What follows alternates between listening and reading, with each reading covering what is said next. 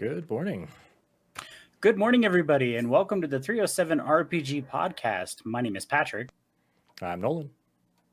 Nolan and I are joined today by Chris De La Rosa from Hunters Entertainment. We have been spending the last month talking about Altered Carbon, the RPG that was recently released by Hunters Entertainment, and we are super excited about this game and really excited to have Chris join us to talk about this game because holy crap, this thing looks awesome. Chris, thank you so much for joining us today. It's good to be here. Thank you. Chris, real quick, why don't you tell our audience who you are and what you do at Hunters Entertainment? Well, I'm head of development, so anything that is being developed currently, I have to put my hands on somehow. Either I okay the process that's being there, or I'm actually the one writing and designing it. With the current one we're doing right now is Ragnarok, which is more my partner Ivan Van Norman's project. I'm just there to kind of guide the process and to break it mechanically so it actually functions when it gets to the market.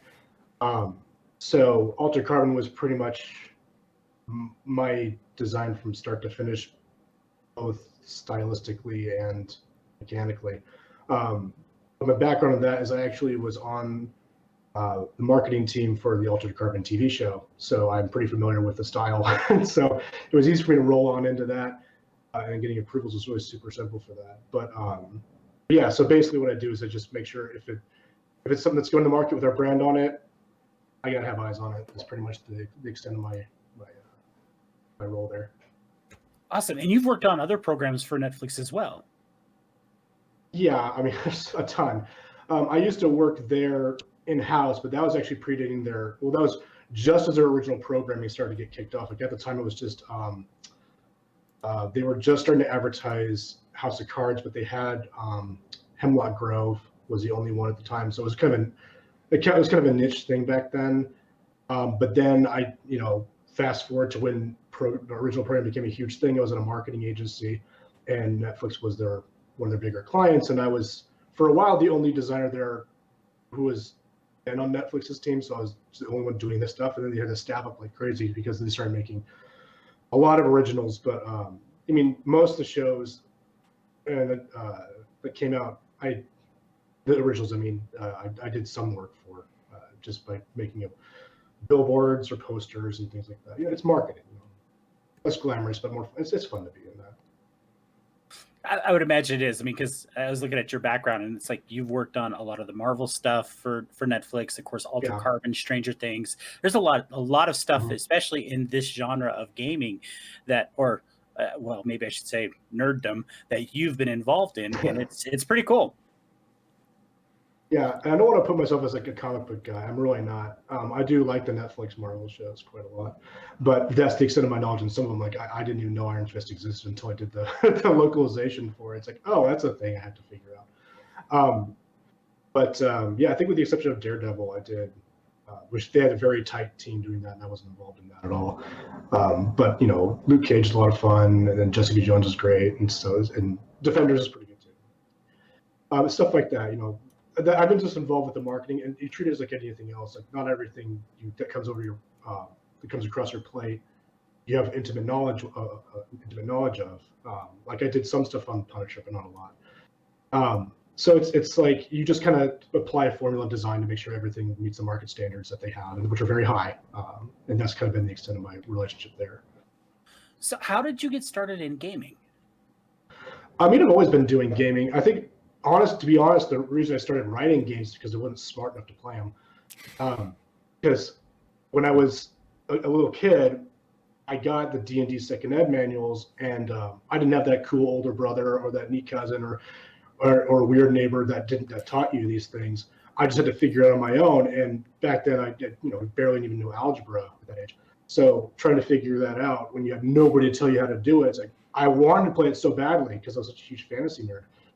But I couldn't do it. And so I just, well, fine, I'll just adapt a game I can figure out. And then I just adapted the Star Wars RPG to fantasy setting with mixed success. But then after that, I just figured out there's a pattern you can apply to make things that way. And so when it came to Outbreak Undead, which is our first published product, zombies were really big back then. And we were looking at the market and we didn't see any competition or a zombie survival game. It's like, this seems weird. It's a big deal. Why doesn't anyone jump on this? I mean, there are products out there, but they were out of print for a couple of years. So it's like, okay, we could do this. And so it kind of slowly dawned on us. And I don't even know when that conversation actually happened or when that switch was flipped. But when it became apparent to us that we could actually make that happen, we just did it, because I was an okay artist. I knew a little bit about InDesign and writing, and had a lot of friends who were passionate about testing it, or playing it rather. And so just by virtue of those things all kind of converging, we made it, and we were at a point where a hardcover book from an indie publisher was very rare. Little things like being able to take credit cards at the convention floor, which nowadays is not a big deal, but back then you had to actually set up a merchant account and stuff like that. Like, there's a lot of things that we did that were above and beyond an indie publisher, and we did very well from that. And so after that, people started taking us pretty seriously, and then we were developing more and more after that. And I mean, that's kind of the genesis of Hunters Entertainment in general. Back then it was Hunters Books, but we have since incorporated. So yeah, to answer your question, sorry, it's kind of meandering. Oh no, yeah, that's fine. Okay. So obviously we want to talk about Altered Carbon because, again, Sure. Nolan and I are both a big fan of the game in the series. So it blows me away that there's the possibility that people don't know what Altered Carbon is. So in your words, tell us, what is Altered Carbon? I call it like a soft dystopian transhuman science fiction. I say soft dystopian because the hard would use is a fear like more like a 40K grimdark sort of dystopia. Like, obviously that's a dystopia. Everyone's worked into a meat grinder, and then they're throwing bullets at each other, and then they're dying just to cling to life. That to me is like a pretty on the nose sort of dystopia. What I think I like about Altered Carbon's version of dystopia is that it's like you kind of get everything you ask for, but then it turns out being really bad. And so I think that sort of more. See, I can't even compare it to other science fiction because if I do that, because it is his own thing, you know, Altered Carbon is a book first, so it kind of establishes. And it wasn't the first cyberpunk by any stretch, but it certainly was one that kind of explored the subject as being something that was, well, the broader impact on society, I think, is an interesting take on it. And I think that was, to me, the part that intrigued me the most about Altered Carbon as a setting, because yeah, you can have like, you can be resleeved like, or a second life like you're in a video game, but what's that happen if that's the reality for you? It's actually not that good. Or the broader social impact of that was, I think, a lot more intriguing of a subject. And so it's like a sci-fi setting game in the sense that you can just make, you know, endless amounts of tech widgets to make it fun, which are fun. But then it comes to the fact of if you can be one-shotted pretty easily, which in this game you actually can be, what's that do to you? Like, where do you get put in after that? Do you go into some compulsory sleeve, or do you have a backup or something like that? It's like it's interesting because you're engaging the world in a way that's, I think, a little bit more substantive than just having a cool tech system or a combat system. Sorry if that doesn't answer your question, but no, you're doing great. Okay. I know. I was going to say, go ahead, Nolan. We talked about it a lot as the lack of, maybe not necessarily happiness, but like real happiness. And I keep coming back and comparing it to, you know, everybody says, oh, you're going to go bungee cord jumping. Well, make sure you do that before you go skydiving, because once you've experienced that, everything else is meh. And, you know, here it's like, okay, so what is happiness? You know, what is it? You know, we're getting excited to watch the Super Bowl or whatever. Well, there's people that can go in and experience what it was like to be Tom Brady and have that feeling and have that emotion. So what do people live for, I guess, in Altered Carbon? Is it all just, I think that's like the most depressing thing, is you can go find artificial happiness, but what's the drive? What's the thing? And you kind of mentioned the meat grinder a little bit, and that really sums it up a lot for me too. But Meat grinder thing was in reference to 40K, but I think I agree with you completely that it's when you're able to simulate the most amazing version of happiness that you could imagine, then what's left for you. And I think the endless parade of, like, what's the word I'm looking for? I have it in the book written like this, but it's, forgive me, I'm falling in my words now. But basically, all these all these things being available to you, like half the value of some of this stuff is its exclusivity, or its scarcity. When it's available in a quantity that you can just, have at any amount, then it either has to be ratcheted up in intensity to kind of trigger your dopamine receptors again, or it has to be you have to be saturated with it. Even then, it becomes your normal then. And so I think one of the interesting things about the lore is that the tetrameth has very extremes, and then just trying to figure out, well, where did that come from? What was we have meth version 1.0? What are they at in instead of altered carbon? And they believe they said, I think, 5 or 6. And it's like, how can you even begin to imagine what that's like? And how will it not kill you, for one, if that's the intensity it's at? But I mean, obviously, and I think a lot of the stuff was written not knowing it would be as popular as it was, because a lot of popes in that sort of thing, they just kind of throw stuff out there just to kind of play with the setting. The fact that you have like, oh yeah, humans can talk to whales. Moving on, it's like, wait, I think we should go back and talk about that a little bit more. That seems like a kind of a big deal. What do whales have to say? But so he just kind of, RKM just kind of dropped that stuff. Richard Kimber, the author, he kind of dropped that stuff with it and just kind of moved on. And so it's like, yeah, this version, meth, tetrameth or meth 5.0, just like moving on to explore the implications of that just a little bit. And then, like I said, I think the popularity of it got away from him. Then all of a sudden you have to go, us, people who are fans, to go back and kind of explain it as if it makes sense, as a coherent through line. As a game developer, that's a lot of fun. We're trying to figure out how everything's supposed to actually mechanically make sense when you try to scale things. That doesn't always work, but it was a lot of fun to figure out. It's interesting that you said that RKM does that, because as someone who's reading the novels, I've read the first one and mostly through the second one now. There's a couple times where there's something gets mentioned. I'm like, wait, where was that? And why aren't we going further with this? So yeah, it's interesting that you mentioned that. I'm curious though, what prompted you guys to decide this show should be a game? I mean, there's the less glamorous answer. The one that people like to hear is that we just really like the setting, which is true. I mean, everything about the setting is interesting to explore. But when the world of licenses, you don't always get what you see what's available, and then you choose among those options. And in hindsight, I think we should have gone, like, it wasn't our first choice, but it should have been. And that's the fun thing. You realize that we should have had what we wanted in the first place. So we just saw what licenses were available to Altered Carbon's one, and it's like, oh yeah, let's just try that, because we were all familiar with it, so we knew what we were getting into. So I think the reason we chose it is because, one, it was available as a license, and two, we all liked the setting and we figured we could do it. And so we were all very, and plus I was right off, sorry, and I was just coming off doing a bunch of marketing on the show, so I knew for me the visual style would translate really easily. So we had a serious amount of inroads to make that actually happen. So we basically took the best of our available resources and put an end to this to make it actually work. And that's the reason why we chose Altered Carbon as a setting. I love looking through the book, because it really does feel like sometimes that I'm actually watching the show, because there's so much similar artwork in the book as well as the show. So great job on the layout, by the way. I didn't feel like there was any wasted space.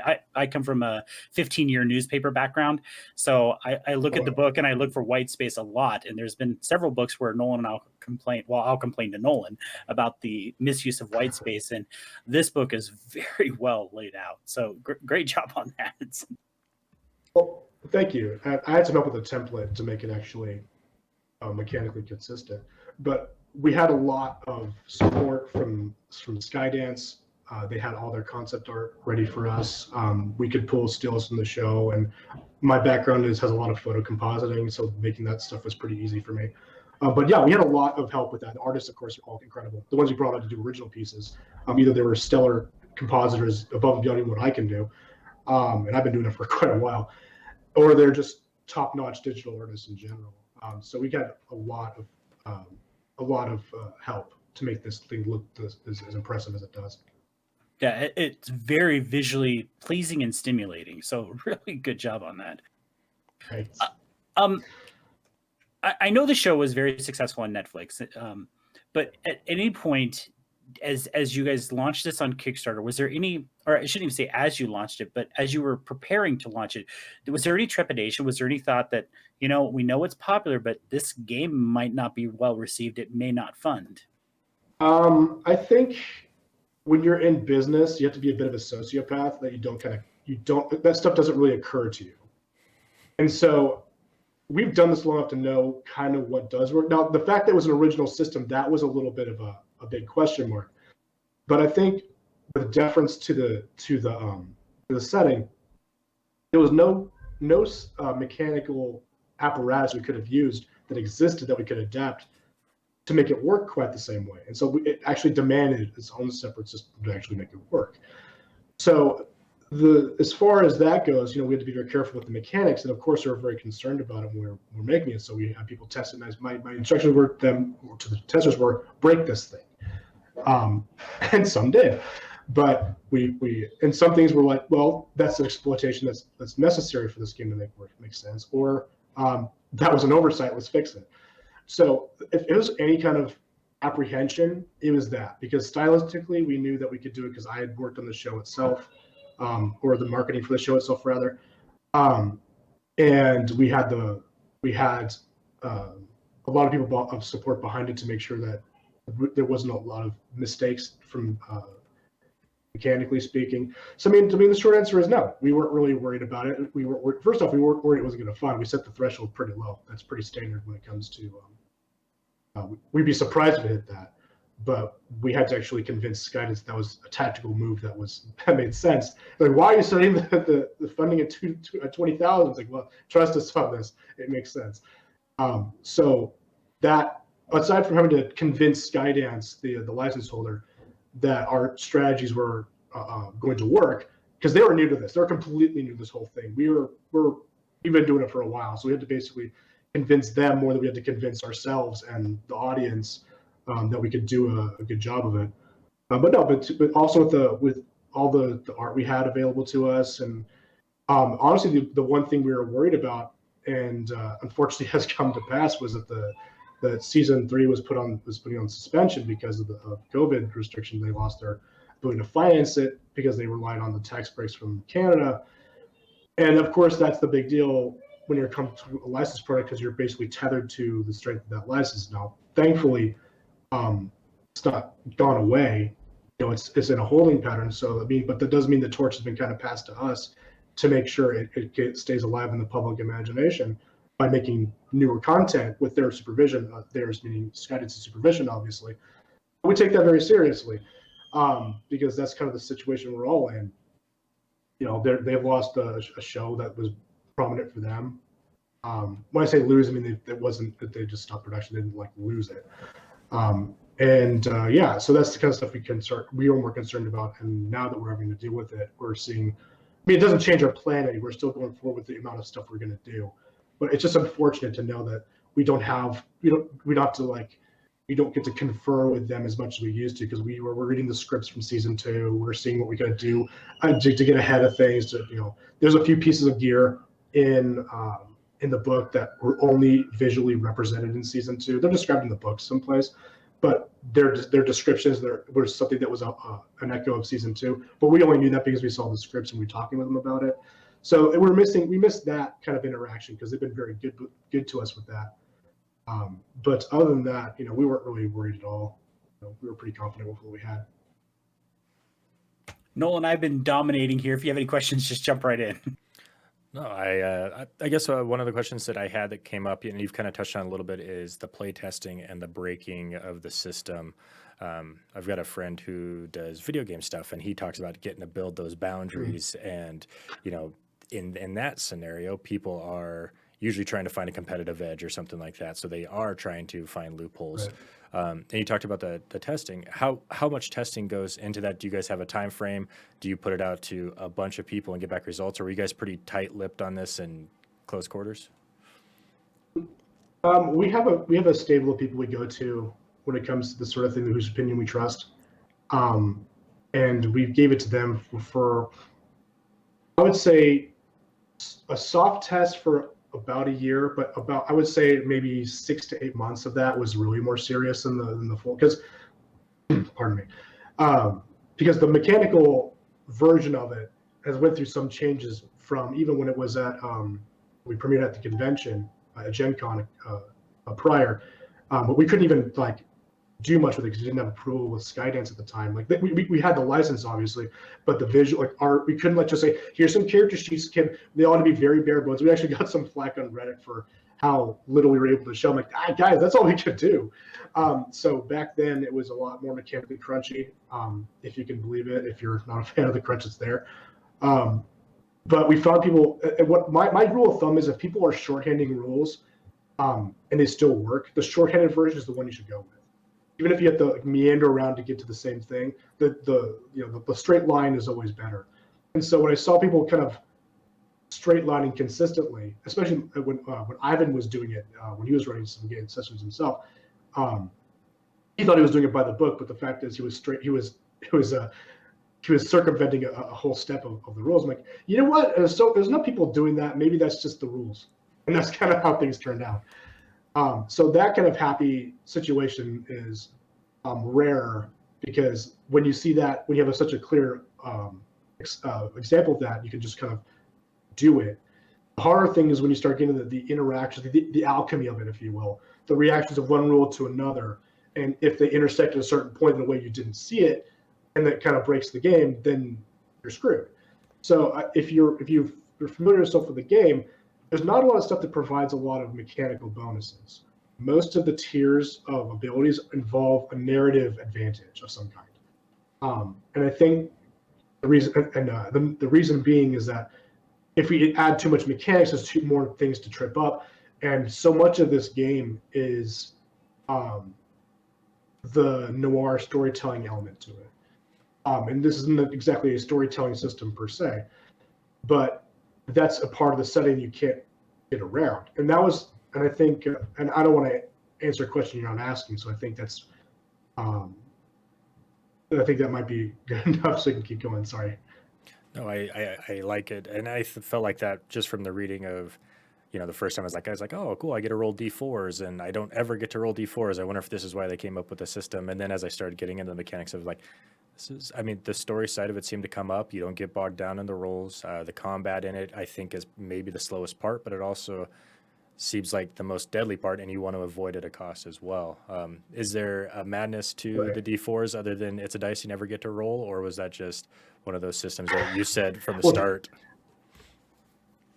Well, if you're saying that, then you're gonna love Ragnarok, because that's all they use. It's all D4s, and Knox can talk about that if he gets on here. But I mean, their answer is it was a polyhedral that scaled appropriately. I mean, it was there because why not? You have it. A lot of people have them to use. May as well use them. That was pretty much the only consideration. We weren't trying to be different in that respect. We're just trying to use what's there. As far as the come up being the slowest part, I'm glad you pointed it out, because that was very much a deliberate choice. Because when the setting is a lot of exploration of character, a lot of trying to figure out a mystery of some kind with lots of plot twists, if you're a combat character and your stuff is fast and deadly but lasts 5 minutes, what are you doing the rest of the time? And not everyone's Takashi Kovac. You're not like good at everything for some reason, because you're an envoy. That's not every player character. In fact, you should never really encounter that level of sophistication outside of high-level settings. So the question became, what do the soldier characters do? What do the muscle characters do? And if their stuff lasts so briefly, then then they're sitting around for most of the table session until the next combat happens. And that was what I was talking about before. Having there's no setting that exists. There's no mechanical apparatus that existed that I think supported the setting properly. And I think that was one of the main reasons why, because the action was very much a part of it. It was also informed very much by the story that went behind it. And so if you're able to manipulate a story as being an influencer character, then the combat characters also have to feel like they can really get into the nitty gritty of it. So that was extremely very much a deliberate choice on our part to make it that way. And plus, if you're a narrative character and you get stuck in combat, that's not your strength. You should be able to talk your way out of it or narrate your way out of it. And I think that was also an important consideration too. Because if you're a socialite and you're caught in crossfire, chances are you're not going to be doing too well. And I believe that is Knox. Yeah, hi. I am here. Hi, Knox. Welcome to the show. I'm glad to just jump right in. That works.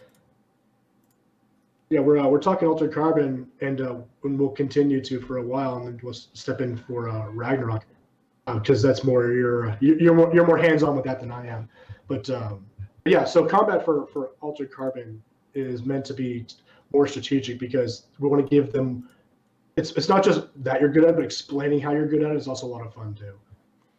We've done a lot of vampire, and that is one of those things of you're frail, right? You're like you said, you're not in plate armor getting slashed for 8 damage 55 times before you die over the course of 2 minutes. It's you've got to protect it. Like you said, getting caught in the crossfire as a socialite is like the last thing you possibly want. You're usually out the back door and letting somebody else deal with that. So it does have that feeling of let's everybody calm down a little bit. We've got stuff to lose. Right, and the lethality of some of the attacks with weapons in the setting too, like the particle blaster. So you get hit with it, if even a decent hit, you're out probably. I mean, and that's setting realistic. That's just how powerful these weapons happen to be. So I'm not going to nerf it for the sake of being able to trade particle blaster shots back and forth. That seems ridiculous to me. It also seems to betray the sheer the sheer power of some of the things are meant to be. Some of the stuff was in the books, and unfortunately not in the show, was when Trep descended upon the Carnage's ring and I think I'm quoting, I'm paraphrasing, hosing it with blaster fire, which is so basically it had 2 modes of fire. It was like Trep wasn't doing that. Trep had a canister rifle and was basically shooting the crowd, basically a grenade launcher, and Batista was hosing the ground level with blaster fire, which is which had basically 2 stages between like a laser cannon and a flamethrower, which to me is like, that's so cool. Why would you not want to use that all the time? But that wasn't in the show, unfortunately. But stuff like that is in the setting because it's in the book, so you can at least it's fair game. So we have stats for these things, but yeah, I mean the fun tech stuff is a lot of the arms race literally is a lot of fun to play with too. But that's the one we had to have. We did the wealth level system as opposed to like, oh, this costs $10,000 or it's so arbitrary.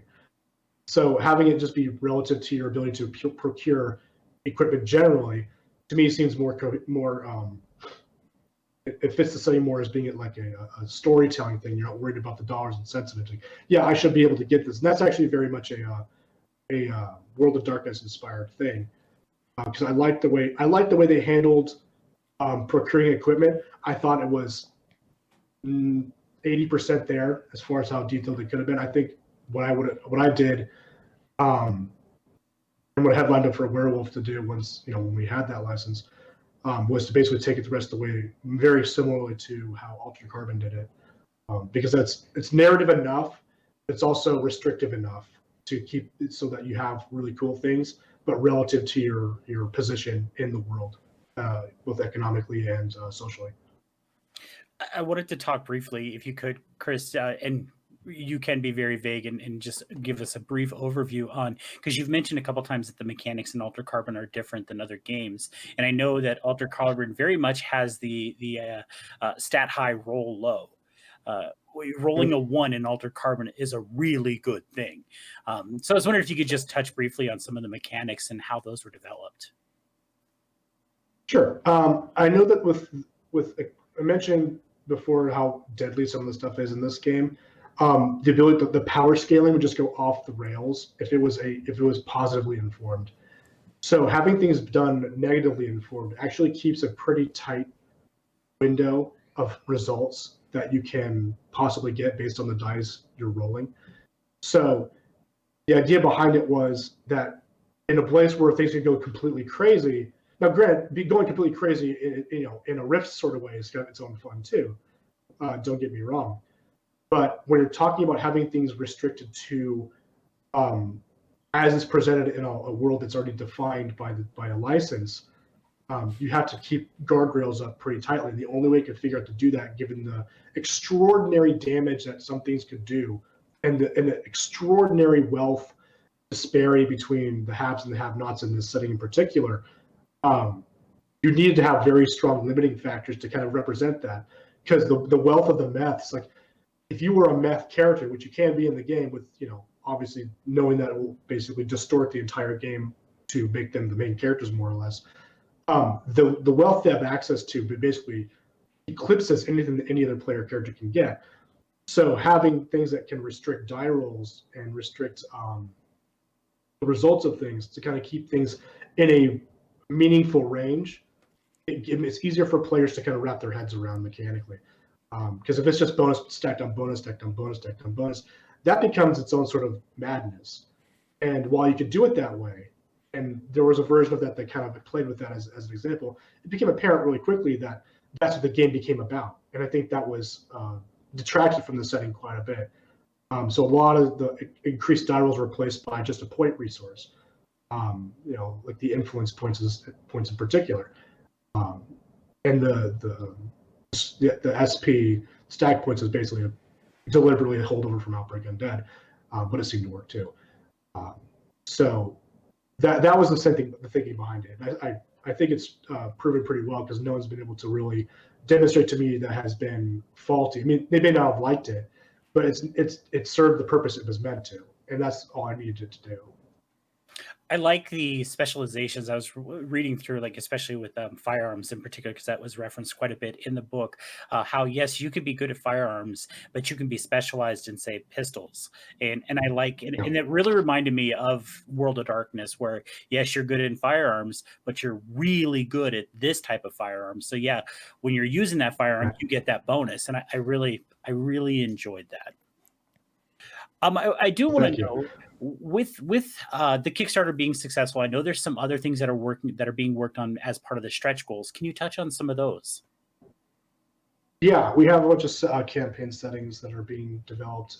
We're going more for world building stuff than anything else. And so the first thing that's going to be released is basically confidential, which a part of it is available for free as part of like the introductory, like the how to play stuff. That's like 2/3 of 1/3.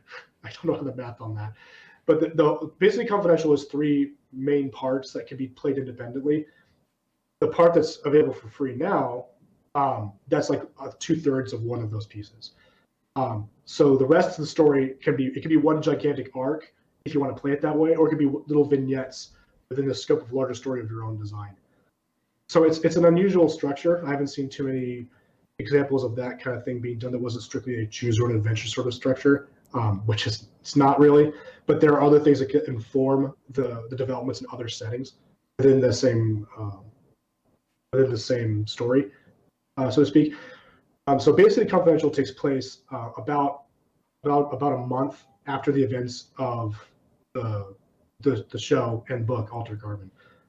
So basically, the fallout from those events were described somewhat in the book, actually. But we really decided to play. Meanwhile, in Bay City, this other thing was happening, and so it references like Tanaka is like the only character from the show that actually makes any kind of appearance whatsoever because his disappearance was not really explained. So we had to ask if we could use him from Skydance. They said sure. So that's basically confidential. It's just exploring another like it's like a season 1.2 of Altered Carbon, but it doesn't use Takashi Kovacs at all. It's basically all like ancillary characters. So there's that. That's the first one, and then the other ones are location specific. Like we have one that's Osaka, which takes place in Osaka, Japan. We have Birmingham in England, and we have Johannesburg, South Africa. And we're the big feather in our cap, and we're really proud of the writers we have because they are all either extraordinarily familiar with it, having lived there, or are currently living there. So we're having locals write stuff for their for the setting, who are both fans of Altered Carbon and know the lore enough, and also are living and breathing the environments that they're trying to write about. And I think that's going to add a level of authenticity and depth that you wouldn't otherwise get. To me just doing research on the internet, just like, oh well, this happened in Johannesburg here, this happened then, and then have it intersect at some point. in game mechanics, I think that's would be a huge betrayal of the potential that we have available to us. Knowing in a world where you can actually reach out and find people like this, why wouldn't you take advantage of that? And so we have. So those are the three settings. I think the order off the top of my head, I believe Birmingham is next, and Osaka, and then Johannesburg is last. We were working on other ones too after that, but we haven't got those approved by Skydance yet, so we can't really talk about them yet. But those are the ones that are on the docket that we have announced that are in production right now, in various stages, obviously. Is there going to be any looking back, and I guess this really depends on if Skydance approves, to look at some of the past stuff like I think that's how you say it. And I know Kovac talks about that a lot in the show or in the books. And then also, like, do you hope for expansions for like Harlan's World? We talked about Harlan's Worlds particularly, actually. So we had that. That was one of the ones that were post Kickstarter launch ones we're going to do. But then we found out that season 2 was going to be exclusively on Harlan's World. We kind of take a wait and see approach to see what they did with it. Because if we would have wrote it from what we knew from the books, and even if we had the stuff from the scripts we had at the time, because we didn't get the last 2 scripts until far later, the last 2 episodes rather, we would have been way off from what the direction of the brand was going to go. So the before stuff and the posts and the Harlan's World stuff or that stuff, that to me is fun to explore. That's where we have the most difficulty with the licensor, though, because that's where they made the most breaks from the original literary setting. The nature of the envoys, who they were, what they did, and the nature of Harlan's World not having the orbital platforms anymore, which is kind of like the defining thing that made that particular setting really cool. Now, granted, you can have things taking place before that moment in time, but you have to address it because that's canonical now. So it becomes a timeline issue, not just a matter of a campaign setting. So do you have it be when those platforms are there or afterwards? And afterwards, what's it look like? Because at that point, it's pretty much like any other sci-fi colony world. They have I think they have Sanctum 4, where a lot of the second book takes place. That's a setting too. There's lots of places to go, but the more we butt heads with what they want to do with the show, even stuff for season 3 that was a possibility they're looking to do, that's where we get the most pushback. And I think even if they don't see a direct contradiction, their big concern as a licensor is us hemming them in by making a definitive statement. This is happening there. This is happening like this.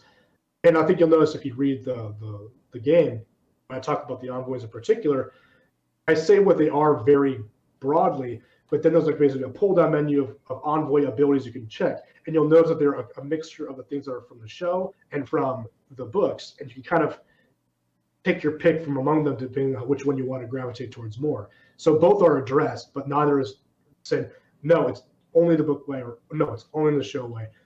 Even though we have to defer the show before anything in the books by the virtue of our agreement. So does that answer your question? Sorry. Oh, absolutely. No, it's great.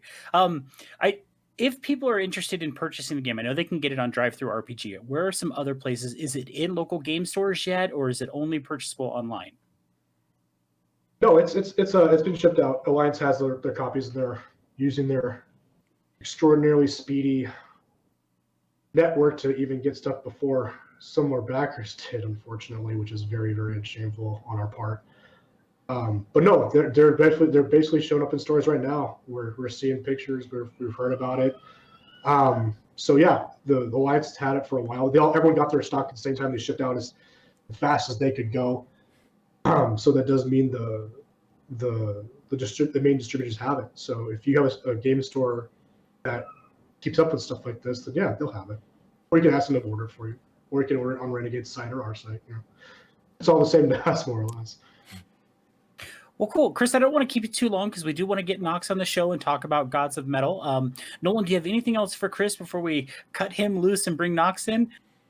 The only question I have is you kind of spurred the question of seeing these things brought forward in the big scope of things. Is there a setting or something that you love that you wish would come to tables of people, whether it's movie or book or, my big example is I loved EverQuest back in the day, and I thought that translated well to a type of game. Is there something that you say that should be in people's hands, or do you get to do that now and can't talk about it? I'm sort of, I don't think I understand the question. You're saying, is there a setting I'd like to explore in a game? You guys get to you guys brought Altered Carbon forward to the tabletop thing. Is there something out there that you're like, we're seeing He-Man, we're seeing Avatar, we're seeing some of that stuff? Oh, as a licensed property, yeah, that's, man. We have to see what we have available to us before we even dream big like that. I mean, we've had a few that we've had pass, and we just either said pass because we had no interest in it.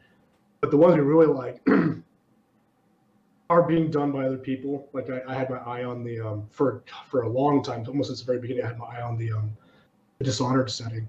I love the hell out of that game. Mm-hmm. But someone else is doing it. I forgot. I think it's Modifius, or I don't know who's doing it.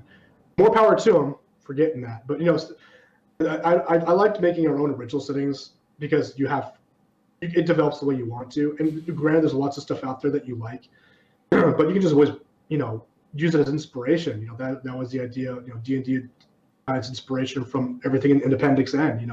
Moorcock, and you had who else was there? Tolkien was in there too, of course.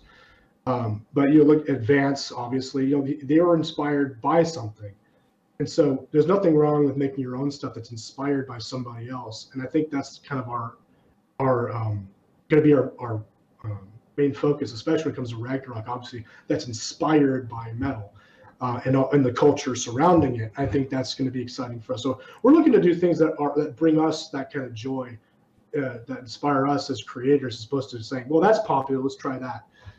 Because that's something we're going to do in the future for sure. But I think it's time to dial back and make sure we find what makes us happy, so we can translate that sort of enthusiasm to our fans who've grown to appreciate the things that we do. And I think that's a good enough segue to Max talking about Ragnarok I can come up with. So yeah, thanks, good job there. Chris, thank you, Chris. Thanks for joining us, Chris. We really appreciate it. Guys, check out Altered Carbon. Like I said, we've been talking about it for the last month. It is a fantastic game, and we highly recommend it. Chris, thank you so much. You're welcome. Take care, guys.